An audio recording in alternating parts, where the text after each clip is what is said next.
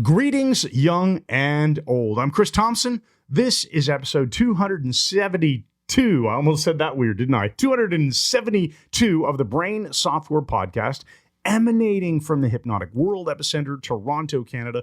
We've got a great episode for you today, guys. We're going to be talking about trances in daily life. We've both been reading a book called Trances People Live. We're going to talk about that. Stay tuned for this because it really does affect all of us, hypnotists, and of course, everyone. And normal people too. Oh, yeah, normal people too.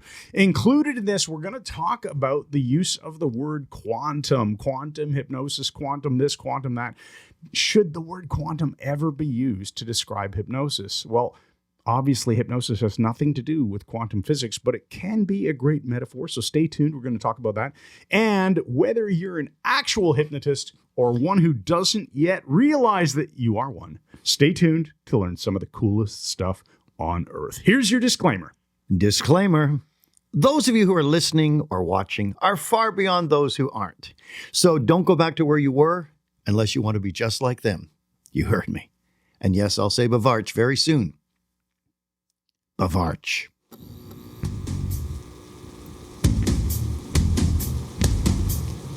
Yo, dude. What's up, Scro? It's me, man. Dave Ambrose, the people's physicist. And today's podcast covers cool stuff like quantum stuff. And that has me majorly interested, but not in a Steve Tyler Swift kind of way. But whatever happened to that old event horizon that we used to dream about before Schrodinger bit the wand of death?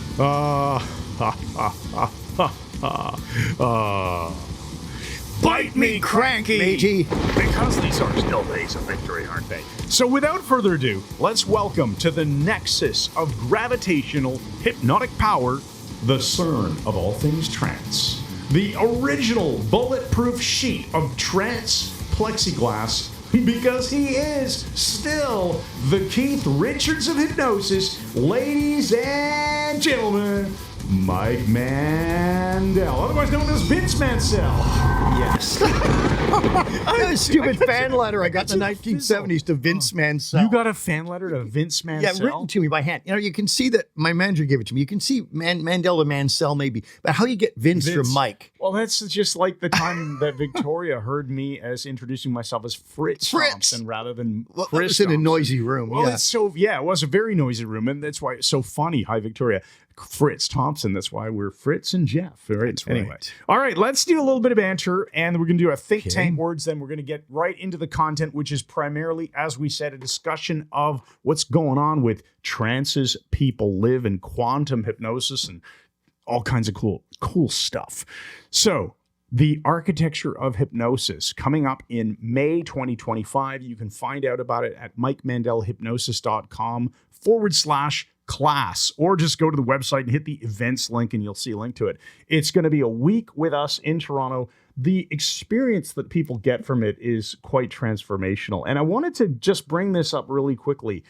When I was going through some marketing training, one of the things when you're talking about your demographics and your desires and all that is that often people have a secret desire. And I noticed that it's the desire that they have. They'll buy something or they'll come to a class in this case because we're promoting AOH. And they want to learn hypnosis, but hidden beneath the surface, there is a secret desire they wouldn't normally talk about. And this is the one that I think is true for architecture of hypnosis. This is our thinly disguised sales I'm interested pitch. in hearing this. People come to the class, yes, they want to learn hypnosis, but you know what else? Almost everyone who comes to learn hypnosis wants to fix something in their own lives. And so whether it be social anxiety, whether it be overcoming grief, whether it dealing be with procrastination or whatever. Yeah. I find that people come in and they have this secret wish to fix something. They fix it and then they go, oh my goodness, I learned so much. But more important than that, I got a benefit in my own life. I changed something. That's wonderful. And that's what happens at the architecture of hypnosis. I don't think you should come specifically for that reason. I'm very serious. Come if you want to learn hypnosis. But the side benefit is you're going to shift. Things will change. That's amazing. And we've, in our classes, people's allergies disappear. They get rid of phobias and fear of flying and all kinds of things just as a side benefit as they become excellent hypnotists. In our 5-day intensive training, we produce superb general practitioners. And I think they just become more powerful communicators and more confident and congruent. Can you put that another way? I don't Yes, I understand could. you. Now, this is a nice lead into the second thing I want to mention, because even if you can't come to Toronto or you don't want to become a hypnotist at all, that's totally fine. We recently launched a new community called the Brain Software Syndicate. And guess what? It's $9 a month. And there's over $670 of training in there. Plus, every week we're releasing new videos. They're kind of podcast style. They're about 10 minutes of strict training. Like we still have a bit of a silly attitude on them, but it's hardcore, no sales pitch. It's just hardcore teaching stuff that's useful in your lives. And as we build every week, all of these are archived. All the workshops that we've done are archived. And we have a community where we talk with you. It's fun. So if you want to check out the Brain Software Syndicate, go to MikeMandelHypnosis.com/BSS. Why? Because it's BS with an extra S. Stands for Brain Software Syndicate. You like that? I just made that up. That's very good. BS creative. with an extra S. Very good. So that's it. That's what I wanted to talk about. And in fact, I had another point here. I will bring it up real quick. I'm going to bring this over to you. What are we shifting in 2025, Mike, with respect to community? Everything? Yeah. We're putting our community first above Right. everything else. That's going to be our focus.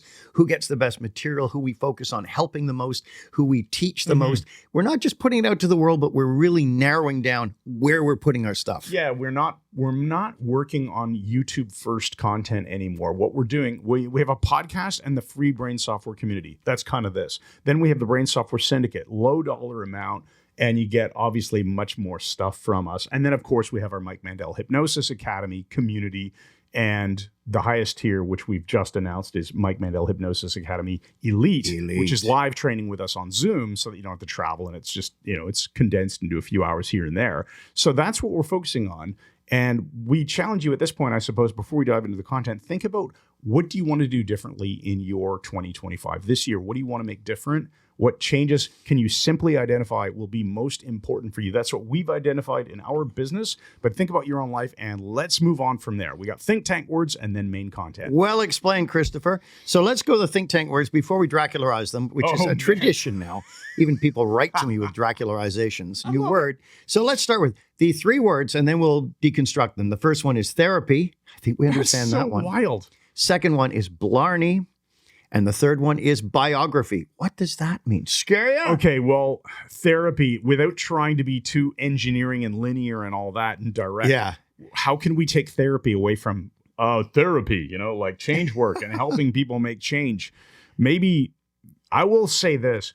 What if we realize that we are our own best therapist? Well, I would go further and say we are all our own only therapists. Yeah. In essence, it's always the subject, the client who does the work. The therapist is more of a coach or a way shower than anything else. That's a really good point. Unless, of course, there's interjects.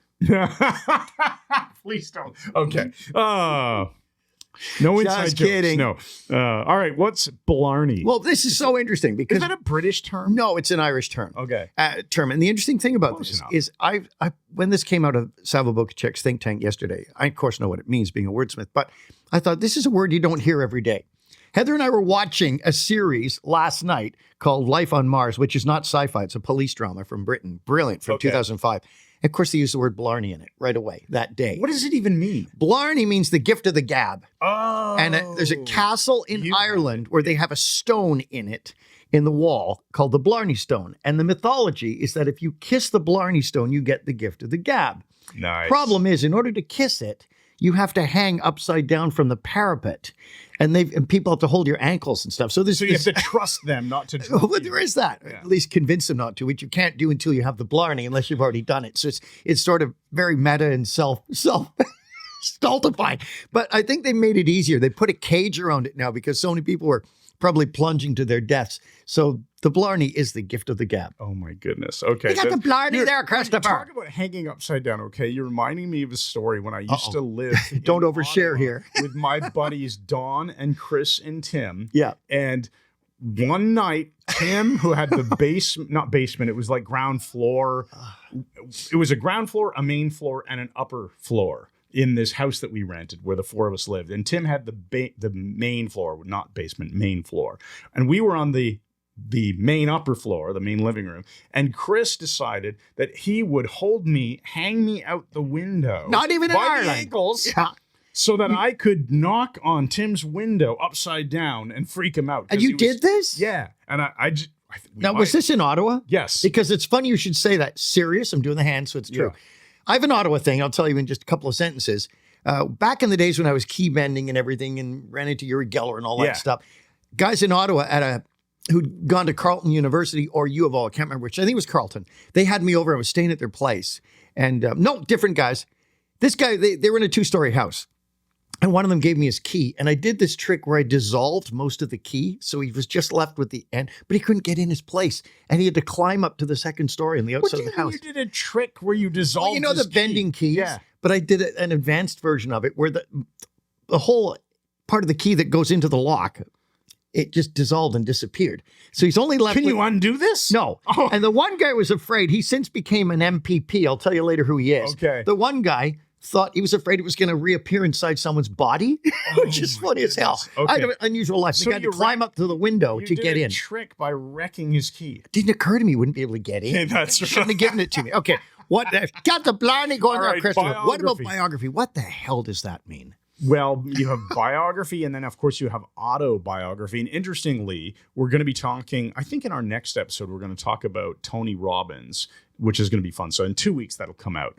And I remember hearing Tony Robbins, he said he read a lot of biographies. Specifically, he read a lot of autobiographies when he was very young. And they made a profound change in his life. He learned a lot from these people. Right. So, and you've talked about that too. The I've said idea for of years, reading your brain biographies. takes in other people's life experience as your own. Yeah. You learn. You Yeah. learn Yes. through other people's. We learn through stories, and what are biographies? They're stories of people's lives. And when it's in first person, you said like an autobiography, Yeah. then you're making all these I statements internally as you're sub-vocalizing or at least reading it. Yeah, the latest biography that I read was not an autobiography. Timothy September bought it for me about almost a year ago, and it was the Elon Musk, Walter I had a hilarious Isaacson comment, but I didn't say it because we'd Yeah. be canceled. Yeah. It was freaking amazing. My wife read that. Thought it Yeah. was brilliant. Yeah, My she's a big fan dad, of his I wife, lent it to of my his mom. dad. He lent it to 2 of his friends. He's just about giving it back to me. Dad, you're supposed to give me that book back. I love it. I'm going to be lending. I've heard that Elon Musk is just stupid. We're going to talk about that. We'll We're get going to there. talk about that. Okay, in let's episode Dracularize these 273. quickly. Okay. I'd say therapy to Dracula. Okay. Okay. Therapy to preventing suicide to death to Dracula. Okay, it's a bit unwieldy. I know, I'll it's a accept little- it though. it's a little- I'll accept it. Blarney to Blarney Stone to hanging upside down from Castle Dracula to Dracula. Okay. And biography to biography about vampires to Dracula. Well, biography, Bram Stoker's biography, he wrote Dracula. Oh, there you go. There we Okay. go. All right. There we Fantastic. go. The Dracula game is on. And It's on. Samuel, It's over. my little nephew in Poland, if you've got anything better, I want to hear from you. Yes, we do. All right. He's awesome. Okay, man, let's get into our main talking points All right, here. this is it. So we're gonna say we're crediting, first of all, our good friend William Wood William out is in great. Utah. Will is awesome. He was the one who actually mentioned this book To Timothy September. to us, I think all of us, but Timothy was the one who jumped on it and said, well, if Will Wood says it's a good book, I'm freaking ordering 'cause it Will is and freaking reading great. it. And you know what? I'm only a little bit of the way in. I think you're substantially further 2 chapters than me. in, but it's dense, it's meaty, it's a pretty easy read if you're already a Put it hypnotist. this way. You were 2 chapters in. You're 2 chapters in. I'm 1 chapter in. And we're already doing an episode about Because this. it's so good. Now, It's that good. No, I had not heard about this book from Timothy or anyone. I came into your office here in You our saw it. studio. You saw it I sitting saw on it, the desk. and I thought, I see quantum here. And I said, oh, what a load of crap. The title turned you off. But we'll at get first, there. right? We'll get there. But I opened it, started to flip through, and I thought, oh man, this is freaking amazing. And when it started talking about the heritage of Milton Erickson and so on, I thought, I got to get this book. I ordered it while I was still sitting here. Because you can't not have a book that we have. That's Admit it. correct. Yeah, there's Well, can't nothing know wrong it with inside. that. So that's 1991, that Yeah. book. This is more than 30 years ago, almost 35 years ago. I'm thinking, why the hell haven't I heard of it? So All right, so let's go through it. We've got substantial notes that we want to go through on. yes, we do. So first of all, the book is called Trances People Live. The subtitle is Healing Approaches in Quantum Psychology. So it's actually not quantum hypnosis. But since the book's about hypnosis, it sort of Psychology. is. Yeah, we'll he's touched hold my off hand. on the quantum commentary for now because that's a part of It this. put me off immediately. Now, Right. The interesting thing is only 2 chapters in. It's like I said, it's really dense. It's fascinating. And I'm just still blown away that here we are in 2025. This is almost 35 years old. And you never heard of In it my before that. extensive hypnosis library, not only did I not have it, but I've never even heard of it. All Which right. is mind-blowing. So huge influences from Erickson, of course, which is good. Right, because it gives a legitimacy to Erickson's approach instead of the typical cause and effect hypnosis. Like, we do this, you're in a trance, we tell you what to do, then we wake you up or emerge you. Yeah. Instead of that, he's really looking at naturally occurring trances, which Milton in his last few decades of life used very, very frequently, and which is, our colleague Timothy September, one of our best friends, does. Recognizing trance states when they're happening is a huge key to this. That was Without it. without an induction, I got a hiccup there. That's perfectly acceptable because hiccups happen all the time. At least it wasn't like me on a Zoom call yesterday where I was drinking Is this a metaphor? I was drinking a Zevia. You know what Zevia is? No, I It's don't. made from stevia. It's a sugar-free cola or other flavors. And I'm drinking this thing and I'm teaching and then like just a big gaseous. You vomited it up? No, yeah, I burped. Oh, Basically, okay. like a hiccup. Oversharing. Burp. And it was horrible. So yeah, for Oversharing. anyone I'm who was one of that those Zoom funny call, people, Chris. apologize. I can watch an autopsy and Yeah. eat supper, but I can't watch a baby eat. Oh, That'll really? put me off food for like a year. Oh, now I know. Now I know how to mess with you. All right. It was my never had But kids. you're right. Timothy brought it up when I was talking to him yesterday that he reminded me that William Wood was the one who recommended this book and specifically knew that Timothy was working on his methodology of conversational hypnosis, which he now calls enter the loop, which I think ETL, is yep. such a great word, such a good phrase. ETL, ETL, enter the loop. And English is it's the third language. all about how trances are everywhere.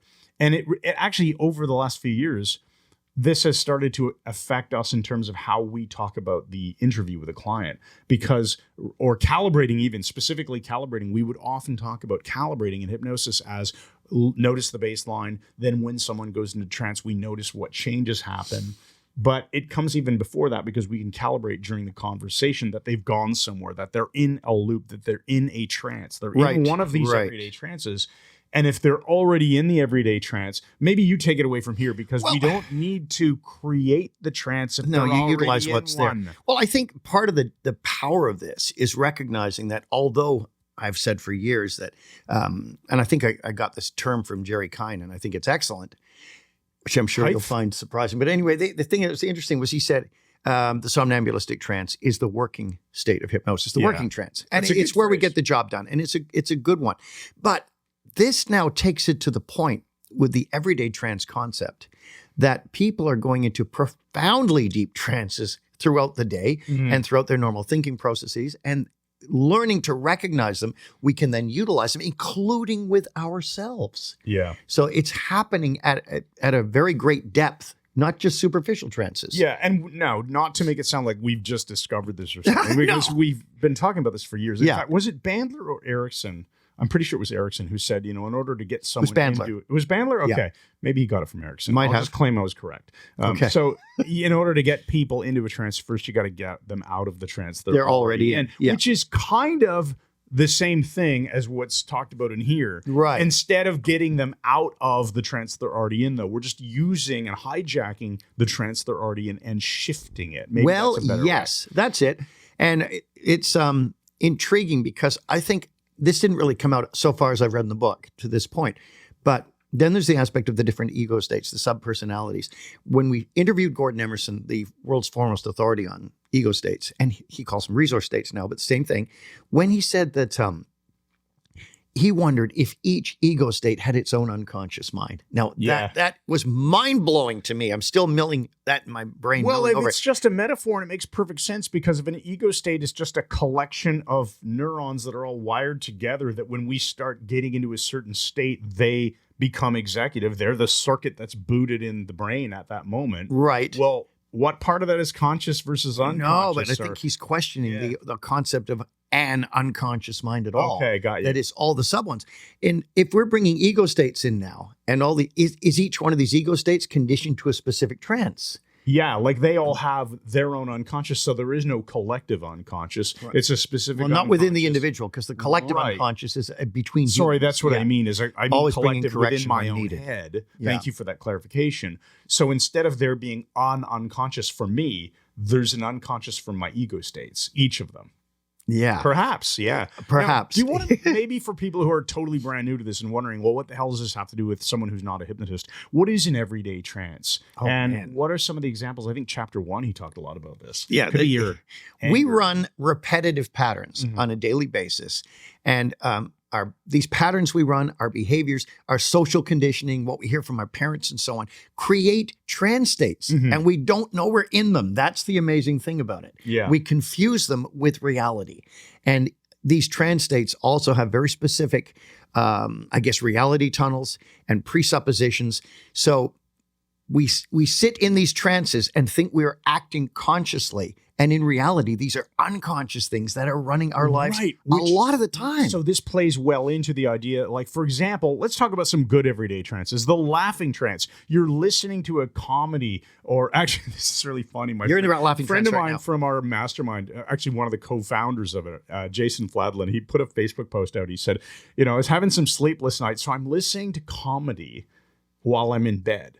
And my new wife, in his case, he's just married, she is mistaking my chuckles. I'm trying to laugh quietly, and she thinks I'm crying. So she starts rubbing my back. And I loved it. So I just waited 3 days before I told her. Anyway, imagine that amazing. just makes me think about the laughing trance, right? When you get caught up in something that's funny, we do this all the time. That's where I our spend daily much of my life. time. I'm getting in it Lately, right so now, much. by the way. This, the laughter just happens on autopilot. That's a good trance, right? But then there are bad trances. There are the sad trance or the angry trance. Well, And we get caught up all in kinds of things here. attaching meaning to something that happens and then reacting emotionally. Right. So something happens. We try to figure out what the meaning of it is, which results in an emotion. And the emotion can actually lock us even more firmly into that trance. So what's interesting to Right. me about it is when he said, people tend to mistake these trances that they live, these naturally occurring day-to-day trances, for their actual identity. Yes. So now we're on Robert Dilts' logical levels, with identity being very high, second from the top after mission. Mm-hmm. If we frame these trances as our identity, then we're locking them down. We're locking them down even tighter because, well, Yeah. if that's who you are, how can you change? Give you an example. Let's say somebody goes into their chain smoking trance Yeah. and they just mindlessly, not even noticing they've lit another cigarette. I'm going they're to smoking. actively not Oh, smoke. Yeah, I'm not smoking actively too. We are not only non-smokers, we actively don't smoke. So we're even more opposed to smoking than you are. That's it. It's freaking We haven't done hilarious. that in a long time. No, well, because it's addictive. Yeah. Now listen, listen. Here, this is back to the laughing trance. But the thing is, you think about, so somebody is a habitual smoker. I sat next to a guy at Service Ontario yesterday, 77 years old, from Glasgow. I recognized his accent, told me he's from Glasgow. He thought I was a freaking psychic. And he's had triple bypass and cancer and all this. He said he was a 3-pack-a-day smoker. And I said, were you doing it without thinking? He said, I never, oh, I'm going Irish. Man. Yeah. I wouldn't even notice I was doing it. Yeah. It just happened to me. So he'd start smoking. You're in that trance. Then what do people say? I'm a smoker. Yeah.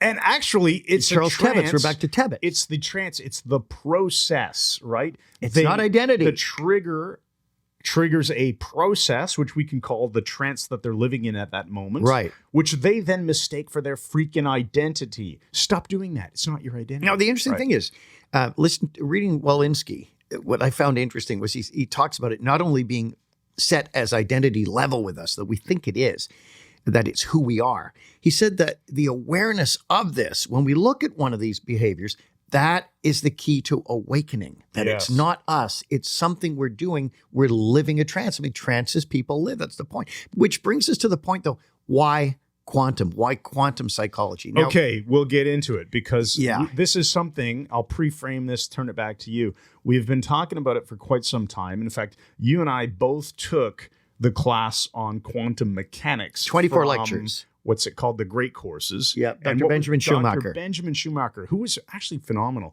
Yeah. And I enjoyed it. And even that, it started to get quite a bit over my head. It felt like I need to watch it slower and multiple times to pick up on all More of this. slowly? More slowly. So, language There you police. go. Yeah. I think you could say slower. Well, I wouldn't. You can say both. You know, you did. Well, I would also say Wolinski, not Wolinski. Of course, because you're I Polish as wasn't well. gonna You've got a bring that up. kinship immediately. This is one of your trances. He's running his Polish trance right now. With nothing wrong with that. That's so true. Okay, so it's a complex subject. Most people don't understand it. We barely understand it, I would say. You probably understand it much better than I do. Quite a bit, yes. Despite the fact that I'm the engineer, but it doesn't matter. It's very abstract. I didn't learn that. Yeah. So we realize hypnosis or psychology, they really have nothing to do directly with quantum physics or quantum mechanics or any of that stuff. Right. But it turns out it might be still useful in another way. As a metaphor. As a metaphor. So let's look at this. I mean, we look at Newtonian physics, and the matter, energy, and so on, space and time behave in very specific ways that are useful, and we can identify in our daily lives and think, oh, this is appropriate. We expect this to happen. And it will. When we get to the huge, like stellar physics, and when we get to the remarkably tiny, like quantum physics, then the rules go out the freaking window. Yes, everything subatomic changes. Particles. Yes, and at the very muons huge, and like you gravitons. said. And yeah. So quantum physics talks, and people bandy this word about because it sounds cool. It makes it sound more intelligent. Even one of the battery companies now has a quantum battery. Yeah. You know, but it's if it's fine. Like I'm getting around to the idea that I love it as a metaphor. Yeah, I'll say that. I that's actually what love it is. as a metaphor. So do I. And that's what convinced me he's onto something. So quantum mechanics talks about wave-particle duality. So something is both a wave and a particle until you bring in an observer. And then And the observer is somehow part of the equation. changes Then things. it collapses into the wave or the particle. Yeah. And so the point is the observer has a part in this entire process in ways that we do not understand. And back to Schrodinger's cat, remember? Is it a wave or a particle? The cat is in the box, and if it collapses into a particle, then the cyanide thing breaks and the cat's dead when you open the box. If it stays a wave, and I'm simplifying this immeasurably here, then when you open the box, the cat's still alive. The problem is, until you open the box and look, it's still a duality. So the cat is both dead and alive inside the box. Have you seen the meme called Schrodinger's plates? Yes, I have. Yeah, so you've got this glass cabinet in a kitchen that's closed, and you can see through the glass that there's a plate awkwardly, dangerously leaning, such that if you were to open the cabinet, the plate's definitely going to fall and smash. Yeah. But if you don't open the cabinet, the plate's still not broken. I remember Greg McCall in Scotland, he calls himself Schrodinger's dog. Schrodinger's dog. So anyway, the point of all this is what Wolinski looks at that is so brilliant. He says these different trances are happening like an overlap of mosaic. I mean, it's 3D. Until you observe them. Until you observe them, and then they collapse into something. And it has to be you, the person experiencing it, not a third party observer. Absolutely. That's the thing here, right? So it's not some third party observer. It's once you notice it. Now think about how this fits in with when we've talked about things like you run a process, you have a problem, and then when you see it through adult eyes, all of a sudden it vanishes. Yes, it absolutely does. And give you the most basic example here. We had a meeting yesterday, I guess it was, and Chris and Timothy and I were talking, and I had been dragging my feet lately. I just had some stuff happen in my life, and I said, I don't want to let you guys down. And I felt quite emotional about it, but they were really nice with me and understood. I wasn't a sobbing wreck or anything, but I was accessing something there, and Timothy had pointed this out, and I thought about it afterwards, and guess what happened? It collapsed, and I saw it from the outside that this was a trance, and it was tied back, without going into details, my own father and how he had let me down. Well, I'm not this guy's father, and I'm not Timothy's father, but I'm the older guy in the group.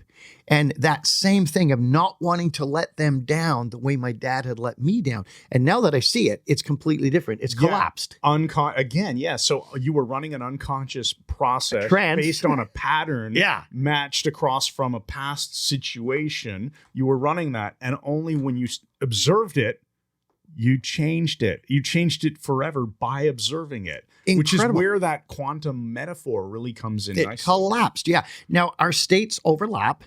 They fade in and out in this. Wolinski talks about this multi-dimensional matrix that are quantum states that are superimposed and nonlinear. There's just massive stuff. So the trance we are in at any given moment, we mistake for being who we are. And in reality, we're processing such a tiny speck of what our senses are taking in. It's just a shred of information that we're still turning into this sort of conclusion that this is what life is. Yeah. So We now jump between states like quantum particles, and he uses the parallel of the observer, like I said, in terms of hypnotic states. So becoming aware of our states or these trances takes us into observer mode. Yeah. And this causes collapse, like a wave function collapsing into a particle. So for that, I applaud the use of the metaphor. I think it's freaking amazing. Where I don't agree with it is nothing he says. It's when there's other hypnotists saying, oh, we're connecting, our consciousness is not, it has no localization. It is eternal and infinite. And when we're working with someone, we're really working on the other side of the universe. And well, maybe, but how are you actually doing that with hypnosis? If they present it as if that's actually what's happening rather than guided imagery, imagination, acting as if, which is totally fine. We encourage that. But you can imagine that there's this other consciousness of you or other unconscious, and you can imagine connect. It's all pretend. Sure. That's fine. But if they're pretending like that's actual physics happening in there now, that gets a little and too that woo-woo. is the problem. Now, Walensky also, notice I've switched to the proper Polish pronunciation. Thank you. He does not believe, respect, buddy, respect. He doesn't believe we're stuck in these different trances. He said, we just run them all the time without even thinking about them. Yeah. And that's just a very common thing. Now, but it's the awareness, again, this is important, that provides the collapse that results in choice. This gives us choice. And it's axiomatic to NLP and Erickson's work as well, that choice is always better than no choice. If Derek Balmer, my mentor, used to teach, if you have only one thing you can do, that is no choice. Yeah. If you have two options, now you're in a dilemma. Yeah. Is it this or this, this or this? That's why he said we always need at least three models of the world where one of them will jump out as being the most logical, rational, and useful choice. And we stay in those trances because of conditioning and reinforcement. Now, this is interesting. He talks about the whole idea of quantum psychology. It's like experiencing alternate quote unquote realities, but not changing the freaking universe by dismantling rigid patterns that keep us stuck. Now, when we dismantle these patterns, guess what happens? There's our choice again. Yes. Now we have a choice to do something else. The habitual smoker suddenly has a choice to not smoke when he realizes it's a trance he's running. It's not who he is. The metaphor I'm thinking about for this is imagine that you always, like you're, let's say a kid, you always walk to school the same way until one day you look at a map, big picture, you zoom out and go, oh, there's another route I could take. Maybe I'll try that tomorrow and see how I like it. Oh. The neural pathways, I think about literal pathways on a map. You're invoking Robert Frost here. Yeah. Two paths converged in the woods. I chose the one less traveled, which made all the difference. Very, very interesting.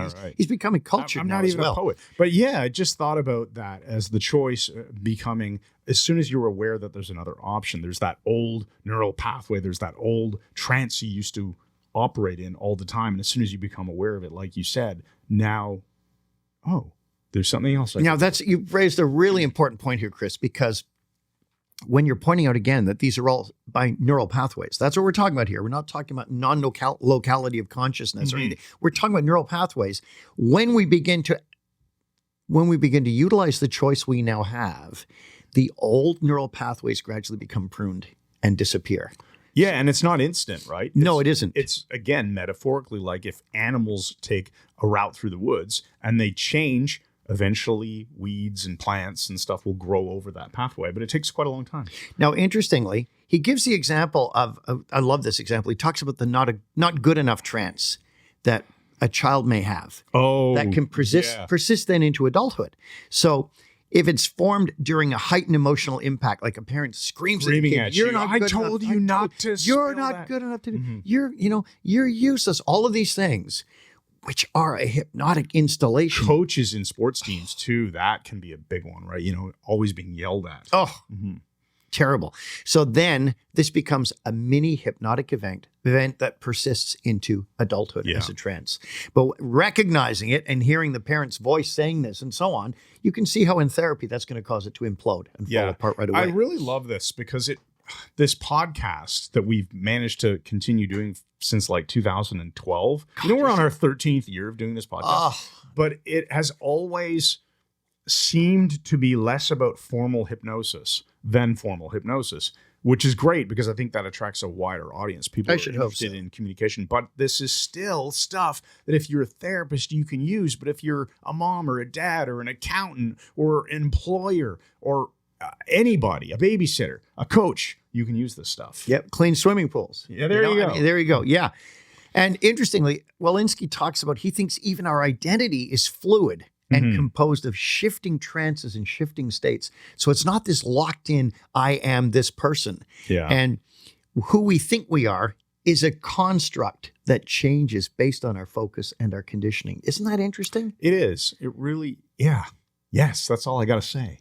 Now, he talks about time distortion as well and how this also fits, because when someone goes back to, you're lying in a hot tub and you're thinking of a pleasant time you had when you were a kid, you're now age regressing in a hypnotic state. Yeah, And it doesn't mean you're actually younger, guys. Or gone in a time machine into the past. Right. Likewise, if you're concerned about the future, you have a lot of anxiety. Anxiety is always about the future. What if, to which we say, what if not?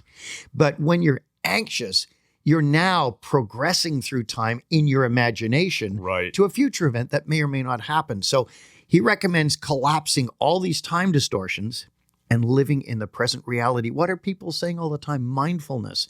But unless you collapse these trances, how can you have mindfulness? Exactly. Now, would you say that mindfulness is also a trance of the here and now? God.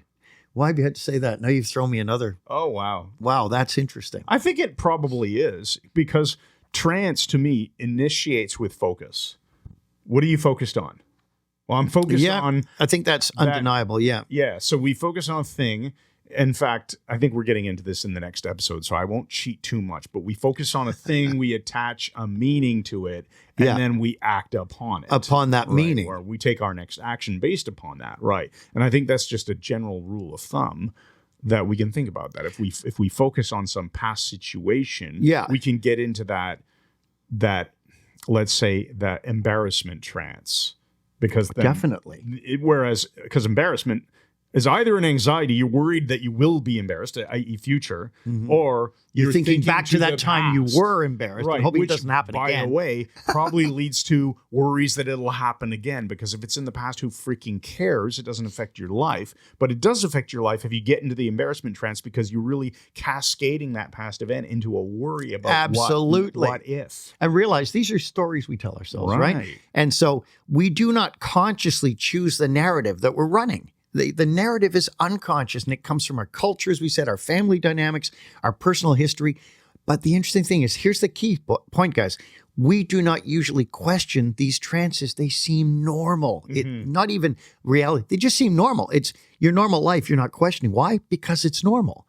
But it can be anything but normal in reality. I think that's true, that most people would think about a trance as an everyday thing with respect to, let's say I'm sitting in a business meeting and it's boring, black and white slides that there's a ridiculous amount of text on the screen and somebody with a monotone voice kind of talking about our business plans. And I start daydreaming, right? Yeah. I'm off thinking about my camping trip this weekend, or I'm actually not going camping, but made that up. Thinking back to when I was in the corporate world and I would have gone camping. Yeah, it's a past age regression. Camping this way. This could be great. We're going to go fishing. We're going to make fires. Start dreaming, right? I'm in a trance. But we wouldn't normally think, or we would, I think the everyday person wouldn't normally think of, oh, he's really angry right now. He's in a trance. No, it wouldn't come out at all. It is. Now, the interesting thing is, and I'm serious again, I'm just going through a major deja vu right at this moment. No, just I looked at the next line. Most of our choices are not conscious, but are unconscious patterns, the illusion of choice. To break free from these patterns, we have to first become aware of the trances and their origins. I looked at that and bang, this has all happened before. Oh, proof of past lives. No, it's deja vu. All right. Now, interesting. Let's make sure that we realize Walensky does not think trances are a bad thing. They're like introjects in that regard. Some people think introjects, they're a bad thing. You've got to kick. Some introjects can be useful. Yeah. You can have an introject of a puppy you had when you were a kid. That is a comforting thing to think about. Absolutely. You can have an introject of your dad giving you positive, encouraging statements. Absolutely. They're only bad. These trances are only bad when they are, quote, maladaptive and restrict our freedom to choose. So we're always back to this choice being better than no choice. Yeah, I like that a lot. Now, it is a great metaphor.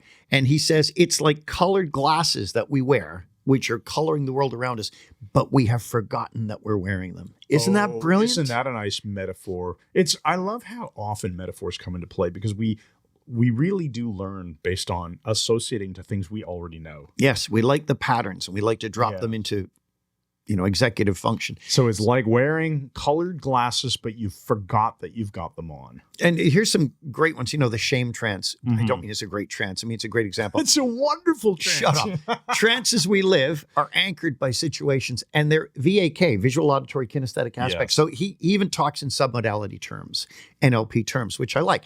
He says a boss criticizes someone, and it fires the childhood shame trance installed by a critical parent. And these are all coded in submodalities. They're movies, they're feelings, they're soundtracks, all in our unconscious mind. This is really interesting because you just said, like, let's say a boss criticizes. Okay. Yeah. So you've got, let's look at two different extremes. And I know we probably need to wrap this one up in a few minutes. So we got let's say 40 we've minutes got of a couple of different ends of the spectrum here. First end of the spectrum is the boss is criticizing someone who has dealt with so much criticism in life and overcome so much that it just freaking rolls off of them. It's nothing. Like, whatever. It's no longer. This is not new to me. I've overcome this crap. And on the other hand, let's say it's somebody who's never experienced this before. This is a shock. This is, whoa, pattern interrupt.